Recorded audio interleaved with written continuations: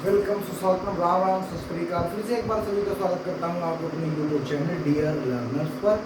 जैसा कि आपने पिछली क्लास में देखा कि मैं पर्यवेक्षक पढ़ा रहा था प्रक्षेपी विधियाँ प्रोजेक्टिव मेथड्स के बारे में बता रहा था और आपने उन मेथड्स को पढ़ा, आपको मजा भी बहुत आई। मैंने आपको कहा था कि मैं धीरे धीरे करके इस प्रकार के जो सारे जितने भी मेथड्स हैं मैं आपके सामने डिस्कस करूँगा ताकि आपको आने वाले एग्जाम में कोई भी दिक्कत का सामना ना करना पड़े। तो उसी वादे के तहत मैं आपके सामने दूसरा वीडियो लेकर के आ गया हूँ। तो ज़्यादा बातचीत ना करते हुए, दुआ सलाम ना करते हुए मैं चालू करता हूँ सीधा। आज का जो टॉपिक है प्रक्षेपी विधियाँ, उसमें हमने हमने आपको पढ़ा दिए थे, लेकिन चौथा जो है 3 तक पढ़ा दिए थे। चौथा जो टेस्ट है उसको मैं चालू करता हूँ, आप बड़े ध्यान से देखिए और समझिए।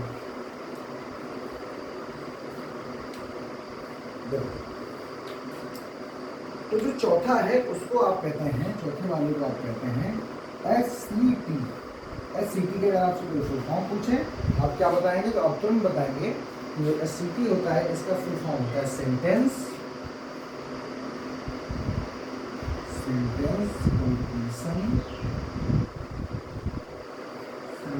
कंप्लीशन टेस्ट, इसका फुल फॉर्म होता है। अगर आपसे कोई पूछे कि भैया ये भी तो बताइए कि इसको दिया किसने था, तो आप कहेंगे इसको दिया था फाइन एवं टेंडलर ने। फाइन एवं टेंडलर ने इसको दिया था और इसको दिया था 1930 में। फाइन एवं टेंडलर नंबर 2 मनोवैज्ञानिकों ने दिया था, जिसको कहते हैं सेंटेंस कंप्लीशन टेस्ट। अब इससे आपको बताया जाएगा कि ये किस प्रकार की विधि है, इससे किस प्रकार से व्यक्तित्व को नापा जाता है। तो सबसे पहली बात तो आप याद रखिए, SCT यानी सेंटेंस कंप्लीशन टेस्ट। सबसे पहली बात हमेशा याद रखिएगा, जो नीचे के जो एग्जाम है उसमें हर एक एग्जाम में पूछा जाएगा बार बार, कम से कम इसका आप फुल फॉर्म में बता दीजिए। पूछा जाएगा SCT क्या है, तो आप कहेंगे व्यक्तित्व के मापने की क्या है विधि है, methods of measurement of personality, ये भी आप बताएंगे। तो ये बहुत ज़्यादा पूछ रहे हैं SCT से क्या लेना देना है, SCT को क्या समझते हैं, SCT का फुल फॉर्म क्या है, SCT को किसने दिया था, फाइन टेंडलर ने दिया था। अब बात ये आती है कि पहले बच्चे इसमें किया क्या जाता है। तो देखो, इसमें किया ये जाता है, इसमें एक सेंटेंस लिखा जाता है और उसको अधूरा छोड़ दिया जाता है। एक सेंटेंस लिखा जाता है और उसको अधूरा छोड़ दिया जाता है, उसके बाद में कहा जाता है बच्चों से कि इसको पूरा करिए। तो देख, तो सबसे पहले बात इसमें आपको लिखना ही लिख लेना है। क्या लिखना है, लिखना है एक वाक्य को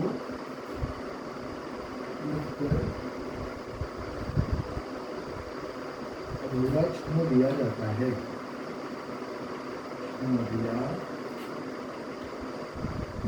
दिया जाता है। दूसरी चीज, बच्चे से उसको पूरा करने को कहा जाता है। बच्चे को उसको पूरा करने के लिए कहा जाता है। फिर क्या होता है, जैसे एग्जाम्पल एक बार देख लेते हैं किस प्रकार से अधूरा छोड़ दिया जाता है। इसलिए देखो एग्जाम्पल है, जैसे मैंने लिख दिया कि मैं खुश हो जाता हूँ जब, और फिर मैंने आगे इसको दर करके खाली छोड़ दिया। अब जिसका भी मैं व्यक्तित्व का मापन कर रहा हूँ, तो मैं खुश हो जाता हूँ जब, हो सकता है जब मैं अपनी माँ को देखता हूँ, जब मैं अपने पिताजी को देखता हूँ, जब मैं किसी खाने को देखता हूँ। तो ऐसे जैसे ही आगे कोई, मान लीजिए कोई व्यक्ति ने लिख दिया कि जब मैं पिज्जा को देखता हूँ मैं खुश हो जाता हूँ, जब मैं पिज्जा सामने देखता हूँ। उसका मतलब कैसा है, टेबलिंग टाइप का है, खाने के लिए शौकीन है। इस प्रकार से ऐसे नापा जाता है कि किस टाइप में आता है। तो छोटी सी बात है, आप इसको फटाक से कर लें और हमेशा इसको याद रखेंगे, ज़्यादा कोई बड़ी बात नहीं। ठीक, कर लिया। अब जो आगे वाला है उसको कहते हैं वेट। क्या कहते हैं, वेट कहते हैं। अगला जो है कार्य जल्दी से स्क्रीनशॉट कर दिया करो ताकि मैं बहुत ज़्यादा काम कराऊंगा, जिसको जल्दी से खत्म करके ये चैप्टर को भी समाप्त करना है, वीडियो बहुत लंबा खींच जाएगा। ठीक है, तो अगला जो 5वां नंबर है उसको कहते हैं हम वेट, कहते हैं, इसका फुल फॉर्म होता है वर्ल्ड एसोसिएशन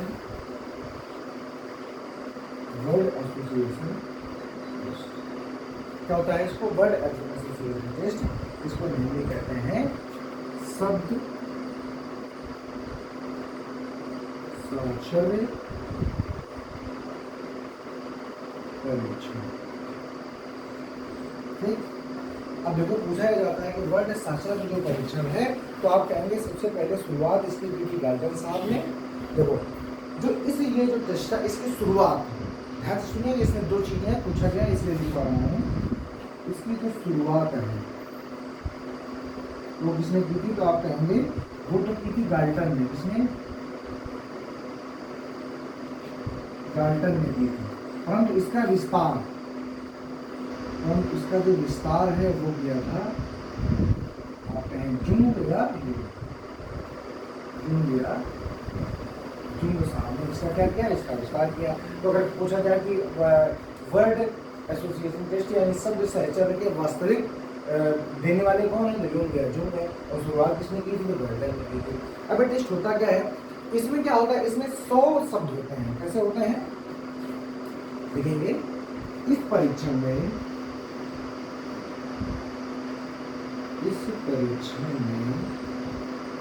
कितने शब्द होते हैं? तो आप बताएंगे 100 शब्द दिए गए होते हैं। ठीक, कितने शब्द होते हैं? अब चूंकि वर्ड की बात हो रही है तो भैया यहाँ पर शब्द ही तो होंगे। 100 शब्द होते हैं, जिनमें से 50 शब्द मीनिंगफुल होते हैं और 50 शब्द मीनिंगलेस होते हैं। यानी जो 50 शब्द होते हैं वो कैसे होते हैं? तो आप कहेंगे जो 50 शब्द होते हैं वो अर्थपूर्ण होते हैं। अर्थपूर्ण होते हैं यानी मीनिंगफुल होते हैं। और जो 50 होते हैं वो कैसे होते हैं? तो 50 शब्द जो होते हैं वो होते हैं मीनिंगलेस। कैसे होते हैं? मीनिंगलेस, जिनको आप कहते हैं अर्थहीन। तो 50 शब्द होते हैं मीनिंगफुल और 50 शब्द होते हैं मीनिंगलेस। बस आपको इतना याद रखना है। फिर इनको शब्द किसी भी बालक को या किसी व्यक्ति को दिखाया जाता है तो वो शब्दों को शब्द का सिलेक्शन करने के लिए कहा जाता है। तो ये देखा जाता है कि व्यक्ति कितने अर्थपूर्ण शब्द, कितने अर्थहीन यानी मीनिंगलेस शब्दों की चयन करता है और कितना अर्थपूर्ण यानी मीनिंगफुल शब्दों का चयन करता है। तो उसी के हिसाब से इसके व्यक्तित्व का निर्धारण किया जाता है। आप जल्दी से इसका स्क्रीनशॉट करें, फिर हम आगे बढ़ें। या तो आप कहेंगे जी हाँ बिल्कुल इसका स्क्रीनशॉट हो गया। आप देखो आगे सुनो, मैं जल्दी से इनको खत्म करता हूँ, बताऊंगा सारी चीजें आपको। बस याद रखिए कहाँ से पूछा जाएगा, बताइए किस व्यक्तित्व के किस परीक्षण में 100 शब्द होते हैं? आप कहेंगे WAT वर्ड एसोसिएशन टेस्ट। ये आप कहेंगे अगर आपसे पूछ लिया जाए कि 50 अर्थपूर्ण शब्द या 50 अर्थहीन शब्द किसमें होता है? WC में होता है। अगला जो अगर हम छठवें की बात करें तो आप कहेंगे PFT। क्या कहेंगे? ये होता है PFT, जिसको कहते हैं पिक्चर फ्रस्ट्रेशन टेस्ट, जिसको हिंदी में कहा जाता है तस्वीर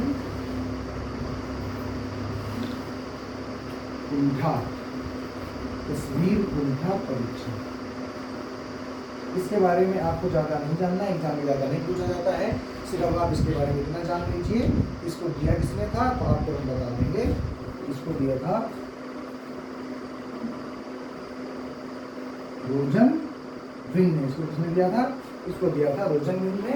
और दूसरी बात होती है इसमें 24 तस्वीरें होती हैं। कैसी होती हैं? 24 तस्वीरें होती हैं, जिसमें 12 तस्वीरें कैसी होती हैं? तो 12 तस्वीरें मेल की होती हैं और 12 तस्वीरें किसकी होती हैं? फीमेल की। बस इतना आपको जानना है। और फिर किसी व्यक्ति को मेल या फीमेल, देखिए ये जो टेस्ट होते हैं ये अलग अलग प्रकार की, जैसे व्यक्ति को रोग है वैसे ही प्रकार दिखाया जाता है, या जो उसका नापना है उसी प्रकार का टेस्ट उस प्रकार लगा दो। तो तस्वीर कुंठा परीक्षण यानी इनको दिखाया जाता है। फिर व्यक्ति अपनी कुंठा, अपनी जलन, अपनी पीड़न उसको इन्हीं के ऊपर निकालता है, तो जो मेरे सामने दिया हुआ था। ठीक, फिर देखो अगला क्या है, ये हो गया। अगला यहाँ पर नीचे लिख देते हैं, फिर लिखा हुआ है एक हमारे जो हुए मॉर्गन साहब, जेएल मॉर्गन सॉरी मोरेनो साहब जो है उन्होंने दिया था पीडीटी परीक्षण। ये सातवां नंबर है, पीडीटी परीक्षण। इसका मतलब होता है साइको ड्रामेटिक टेस्ट। कैसा? साइकोड्रामेटिक टेस्ट, जिसको कहते हैं आप मनोनाटकीय परीक्षण, जिसको आप कहते हैं मनोनाटकीय परीक्षण। मनोनाटकीय परीक्षण जिसको कहते हैं, और इसको किसने दिया था? तो आप कहेंगे इसको दिया था जेएल मोरेनो साहब ने। बहुत ही मोस्ट इंपॉर्टेंट व्यक्ति याद रखिएगा, ये है जेएल मोरेनो। जेएल मोरेनो साहब ने इसको दिया हुआ था, और इसके बारे में ज़्यादा आपको नहीं पता। ठीक है, पीडीटी यानी साइकोड्रामेटिक टेस्ट, मनोनाटकीय परीक्षण है, इसको दिया था हमारे मोरेनो साहब ने। ठीक, अब दो छोटे छोटे और टेस्ट आते हैं, उनके भी बारे में आप जान लीजिए, फटाफट से स्क्रीनशॉट करिए जल्दी से, फिर हम आगे की बात करें। तो पीएफटी तक तो बार बार इनके विषय में विस्तार पूर्वक पूछा गया है, बाकी के बारे में सिर्फ एक बार नाम ही आया है, इनका विस्तार अभी तक कहीं पूछा नहीं गया प्यारे बच्चे, तो इनका विस्तार पढ़ने की कोई आवश्यकता नहीं है, बस आप ये पढ़ें। तो एक होता है ड्रॉ अ पर्सन टेस्ट। क्या होता है? 8वां नंबर है ड्रॉ अ पर्सन टेस्ट, और जो 9वां नंबर है वो है, वो क्या है? वो है आपका क्लाउड पिक्चर टेस्ट। क्या है? Cloud picture test. अगर बात करें ड्रा अ पर्सन टेस्ट की, इसको दिया है आपके मैकहोवर साहब ने। किसने दिया है? मैकहोवर। आप सब जानते हैं मैकहोवर का, आपने नाम सुना है, नहीं सुना है सुन लीजिए, बहुत ही इम्पोर्टेंट आगे तक लेने वाला है। मैकहोवर ने दिया है, और इसको दिया है इस्टर ने। इसको किसने दिया है? इस्टर ने। एक बार नाम आया है कि ड्रा अ पर्सन टेस्ट किसने दिया है, तो आप कहेंगे मैकहोवर साहब ने, और क्लाउड पिक्चर टेस्ट दिया है इस्टर। क्लाउड पिक्चर टेस्ट में क्या होता है? बादल जब आ जाते हैं तो बादलों में देख करके बताना होता है कि इसमें कौन सी आकृति, किसी कुत्ते की आकृति दिखती है, वही किसी को हनुमान जी की आकृति दिखती है, किसी को राम की आकृति दिखती है, कोई किसी को राक्षस दिखता है। तो ये चीज़ें यहाँ पर कराई जाती हैं। और ड्रा अ पर्सन टेस्ट में होता है कि कहा जाता है कि कोई व्यक्ति है, उसके आचरण इस प्रकार से, वो अपने यहाँ पर सबको मारता है, तो इस प्रकार की चीज़ें बता कर कहा जाता है, उसकी आप पिक्चर बनाइए, उसका आप एक चित्र बनाइए, तो उसको कहते हैं मैकहोवर साहब ने दिया, कि उससे भी व्यक्ति के व्यक्तित्व जो है उसका पता चलता है। तो इसलिए इस प्रकार का टेस्ट भी एक बार दिया गया है। ठीक, तो आप कहेंगे बिल्कुल ठीक बात है सर। तो हमने कहा कि यहाँ तक तो आपने प्रोजेक्टिव मेथड पहले बच्चे पढ़ा, और इसके आगे आप पढ़ेंगे आपका सब्जेक्टिव मेथड, जिसको आप कहेंगे, समझ गए ना? समझ में आती बात। हमने कहा इसके आगे आप पढ़ना शुरू करेंगे, इसको आप कहते हैं, यहाँ से प्रक्षेपी विधियाँ यानी प्रोजेक्टिव मेथड समाप्त होते हैं। अब आप आगे जो पढ़ना शुरू करेंगे, तो पहले बच्चे पढ़ना शुरू करेंगे आप आत्मनिष्ठ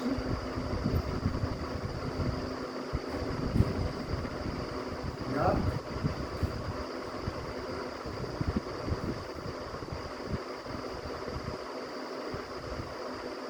व्यक्तिनिष्ठ विधि, जिसको आप कहते हैं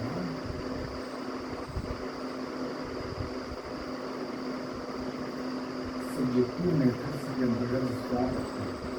अगर सब्जेक्टिव मेथड्स आप पढ़ रहे हैं, तो इसमें आप सबसे जो पहला पढ़ेंगे वो पढ़ेंगे अंतर्दर्शन विधि। देखो, सबसे पहला जो आप पढ़ेंगे यहाँ पर, आप सब जानते हैं कि मैंने आपको नहीं बताया, सुन लीजिए।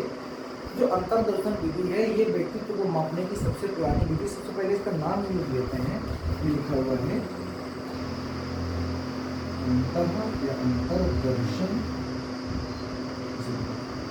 अंतर्दर्शन विधि। इसको इंग्लिश में बहुत ज़्यादा इसको इंग्लिश में बोलते हैं हम लोग, कहते हैं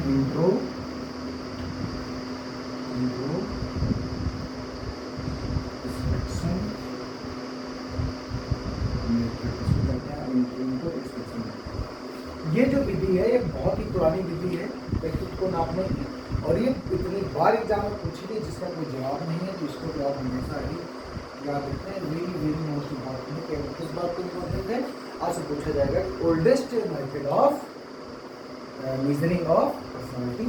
आप क्या लिखेंगे? आप लिखेंगे कि सबसे पहला जो आप सेंटेंस लिखेंगे वो आप यही लिखेंगे कि व्यक्तित्व को मापने की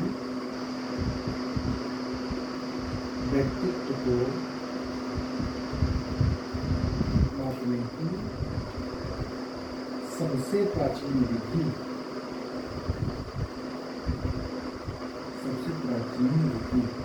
और सबसे बड़ी बात है कि इसको दिया किसने था? इसको दिया था, आप सब जानते हैं, मैंने आपको पढ़ाया भी था, विल्हेम वुंड। याद करिए मैंने कहा था कि एक्सपेरिमेंटल साइकोलॉजी के फादर कौन है? प्रयोगात्मक मनोविज्ञान के फादर कौन है? आपने कहा था विल्हेम वुंड है। याद करिए इन्होंने ही लिप्जिंग शहर में सबसे पहले, जर्मनी की लिप्जिंग शहर में सबसे पहली प्रयोगशाला लगाई थी। अब याद करिए, थोड़ा पीछे जाइए, रिवाइज करिए। मैंने कहा था बहुत मोस्ट इम्पॉर्टेंट व्यक्ति है, तो आप लिखेंगे इसको देने वाले कौन थे? तो आप लिखेंगे कि विल्हेम वुंड साहब, एवं इनके एक शिष्य भी हुए हैं। कौन? एवं इनके शिष्य ईबी टिचनर। याद करिए ईबी टिचनर साहब ने इस विधि को दिया था, लेकिन इस विधि में त्रुटियां बहुत सारी आ गई थी। इस विधि में क्या होता है? इस विधि में अंतः दर्शन लिखा हुआ, अंतर दर्शन इसमें कहा जाता है व्यक्ति से कि आप अपने झांकने की कोशिश करिए, आप अपने अंदर झांकिए, फिर ये बताइए कि आपको कैसे अनुभव हो रहे हैं, आपको क्या दिख रहा है अंदर, आपको समझ क्या आ रहा है अंदर। तो इस प्रकार की बातें इसमें की जाती है। तो बहुत बार व्यक्ति क्या करता है, बहुत बार कोई व्यक्ति है वो सही भी बता सकता है कि मेरे अंदर क्या दिख रहा है, और बहुत बार व्यक्ति झूठ भी बता सकता है।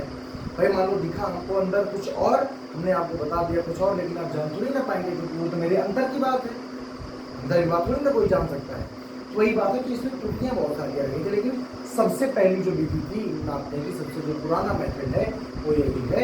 इसमें कहा जाता था व्यक्ति से ये कहो कि वो अपने अंदर झांक के देखे, अपने अंदर देखे कि क्या चल रहा है, तभी उसका व्यक्तित्व बदल सकता है। तो इसमें त्रुटियां आ गई, इसलिए फिर उसके बाद में हटा दिया गया था। तो आप इसको फटाक से देख लेंगे।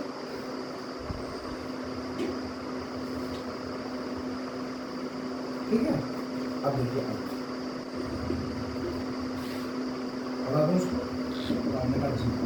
अब देखिए इसके बाद में ये बात हो गई, आपने सबसे पहले पढ़ लिया इंट्रोस्पेक्शन मेथड को कर लिया। और जो दूसरा मेथड आप पढ़ने वाले हैं वो है जीवन वृत्त मेथड। क्या है? जिसको आप कहते हैं जीवन वृत्त मेथड, या कहते हैं व्यक्ति इतिहास विधि। आप कहते हैं दूसरा नंबर जो है वो कहते हैं जीवन वृत्त विधि, या इसी को कहते हैं व्यक्ति इतिहास विधि। इंग्लिश में आप कहते हैं केस स्टडी, क्या कहते हैं। इसलिए मैं कहता हूँ कि आप इंग्लिश में जा रहे हैं इसको याद रखिए, क्योंकि हिंदी में इनके नाम बहुत अजीब है। जीवन वृत्ति या व्यक्ति इतिहास विधि होता है, इसको कहते हैं इंग्लिश में केस स्टडी मेथड। अब देखिए इसका जो चलन था वो तो किसी ने नहीं किया है, उसका तो कोई विवरण नहीं प्राप्त होता है। बाकी इसमें ये होता है कि ये सबसे प्रसिद्ध विधि, आपसे पूछा जाए कि आप लिखेंगे सबसे पॉपुलर मेथड, सबसे प्रसिद्ध विधि है क्या चाहिए आपकी? तो आप कहेंगे सबसे प्रसिद्ध जो विधि वो है जीवन वृत्त या व्यक्ति इतिहास। इसमें क्या होता है, इसमें जैसे मान लीजिए कोई भी, अब इसमें ये जो विधि होती है ये हर डॉक्टर प्रयोग करता है। आप कहीं भी किसी भी डॉक्टर के सामने जाते हैं तो आपसे यही पूछता है, आप भले ही बताते हैं कि मैंने कुछ नहीं किया, लेकिन फिर भी आपसे कहता है कि आप अपनी दिनचर्या बताइए। आपने बताया कि मैं सुबह उठता हूँ, ब्रश करता हूँ, ये करता हूँ, मैंने ये खाया था। वो पिछले एक हफ्ते की बात जानना चाहता है, एक महीने की बात जानना चाहता है कि आपने पिछले महीने ये तो नहीं खाया था, क्या आपने पिछले महीने इस प्रकार का कोई काम तो नहीं किया है, क्या आप ऐसे तो नहीं लेट गए थे। वो क्या करता है, वो केस हिस्ट्री जानने की कोशिश करता है, तभी वो आपका इलाज कर सकता है। सबसे पहले वो क्या जानेगा, तो आपका केस जानना चाहता है, आपका पूरा जीवन वृत्त जानना चाहता है। इसी प्रकार से जब कोई मनोरोगी किसी भी मनोचिकित्सक के सामने पहुंचता है तो मनोचिकित्सक उसके घर वालों से या उसके स्वयं उसके जीवन का इतिहास जानने की कोशिश करता है कि बच्चों में कैसा सा कहीं गिरा तो नहीं था, गिरा था तो कैसे गिरा था, और फिर उसके बाद आपने क्या इलाज कराया था, फिर उसके बाद इसका व्यवहार कैसा हो गया था। उसी के आधार पर वो आगे इलाज करते हैं और रोगी को ठीक करते हैं। तो ये वही विधि है। तो ये बहुत ही पॉपुलर है और आज भी इसका प्रयोग हमारे जो डॉक्टर होते हैं वो आज भी इसका प्रयोग बराबर कर रहे हैं, क्योंकि इसका जो प्रयोग है वो करना अति आवश्यक है और इससे बहुत बड़ी बड़ी समस्याओं को भी हम सॉल्व कर सकते हैं। इसमें क्या होता है, इसलिए जीवन प्रतिविधि है या व्यक्ति इतिहास विधि है, इसको पढ़ करके ये पता करने की कोशिश की जाती है, जानने की कोशिश की जाती है कि व्यक्ति में आखिरकार गड़बड़ी क्या है या उसका निदान, उसका डायग्नोस करने की कोशिश की जाती है। तो आप कहेंगे इस विधि द्वारा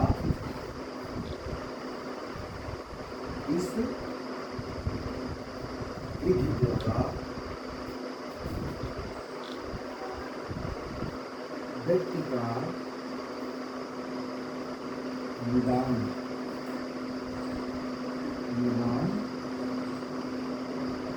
ढूंढने की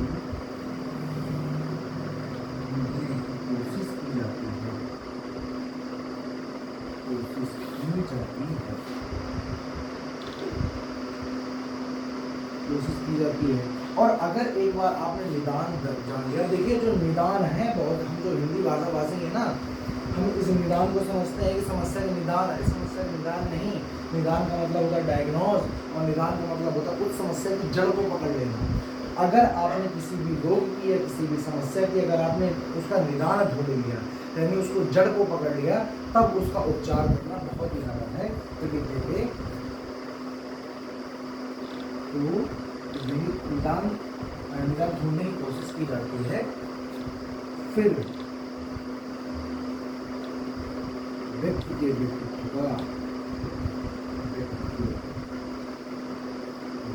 का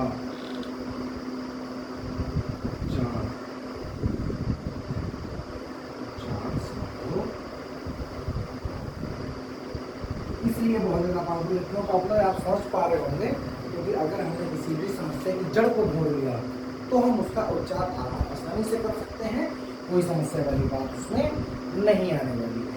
समझ पाए कि नहीं समझ पाए? तो आपने कहा बिल्कुल नहीं समझ पाए। देखिए यहाँ तक बात समझे, तो जल्दी से इसका स्क्रीनशॉट लीजिए, फिर आगे की बात करने की कोशिश करें।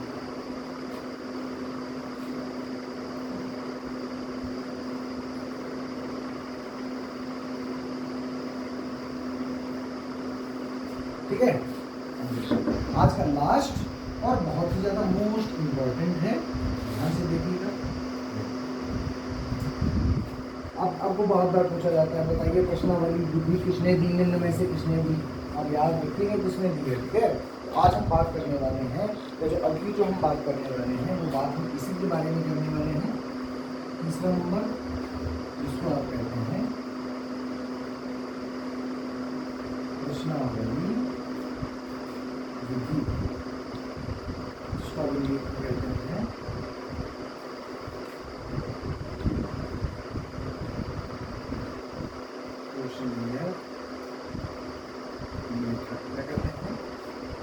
क्वेश्चनियर मेथड, उसको कहते हैं। इसमें क्या होता है, क्वेश्चनियर मेथड में व्यक्ति से बार बार क्वेश्चन आंसर किए जाते हैं। जो जिस व्यक्ति का हमको परीक्षण करना है उससे हम बार बार क्वेश्चन पूछते रहते हैं। क्वेश्चन में हम विभिन्न प्रकार के क्वेश्चन पूछते हैं, जिस प्रकार से हमको उसको बताना होता है उस प्रकार के क्वेश्चन पूछते हैं। लेकिन ये जो विधि होती तो बढ़िया विधि है, लेकिन कभी कभी क्या होता है कि मान लीजिए कि जिस समय में व्यक्ति का मूल्यांकन दिया था उस समय उसने किसी और चीज़ का कोई और आंसर दे दिया, जबकि वैसा उसका व्यक्तित्व नहीं है। लेकिन अब ये समझिए कि जो क्वेश्चन आंसर मेथड होता है, क्वेश्चन मेथड होता है, इसको दिया किसने था? इसको देने वाले थे हमारे बुधवर्ग साहब। किसने दिया था? इसको दिया था बुधवर्ग साहब ने, इसको दिया हुआ था। अब इसी में चर्चा की जाती है कि यहीं पर हम चर्चा करते हैं कि क्वेश्चन जो होते हैं, जो क्वेश्चन होते हैं वो कितने प्रकार के होते हैं। तो आप इन जो क्वेश्चन होता है टोटल 4 प्रकार के होते हैं। कौन कौन से? सबसे पहला होता है खुले अंक वाले प्रश्न। खुले अंक वाले प्रश्न क्योंकि हमारे 4 प्रकार के होते हैं। दूसरे होते हैं बंद अंक वाले प्रश्न। अगले होते हैं चित्रित प्रश्न। लास्ट में होते हैं निश्चित प्रश्न। अभी हम थोड़ा सा चर्चा करेंगे, अब याद रखिएगा। उनको हम कहते हैं ओपन एंडेड। क्या कहते हैं?